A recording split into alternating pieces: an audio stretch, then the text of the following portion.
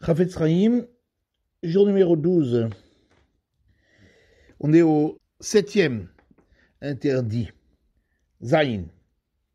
Viliframim, Over Amsaper, parfois, celui qui raconte de la médisance enfreint Gamken également, Belav l'interdit qu'on trouve dans la Torah, dans le Lévitique, de l'otisna et tahicha bilvavecha, que tu ne haïsses pas ton frère dans ton cœur.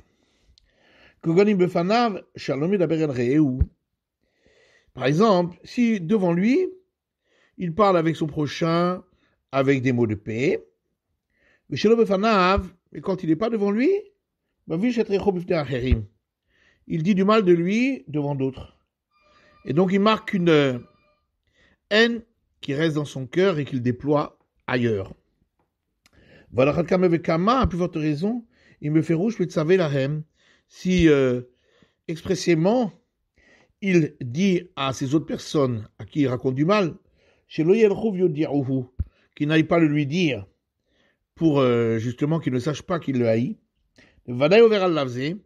que c'est sûr qu'il enfreint cet interdit.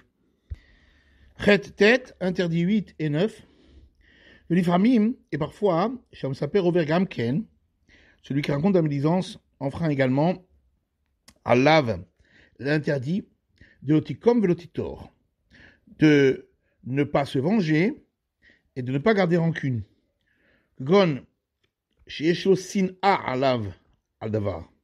Par exemple, si il haït quelqu'un sur quelque chose, chez Bikash Binoula Sotlotova, parce qu'il lui a demandé un bienfait, il doit chez la maman, le cas s'est basé, par exemple, de lui prêter de l'argent ou autre chose de semblable.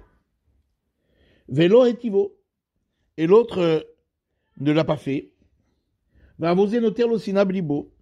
Et à cause de ça, il garde rancune de son cœur contre lui. Et lorsqu'ensuite il voit chez l'autre quelque chose de honteux, mais forcément, il le raconte en public devant des personnes. Donc au départ, il a enfreint l'interdit de garder rancune dans son cœur.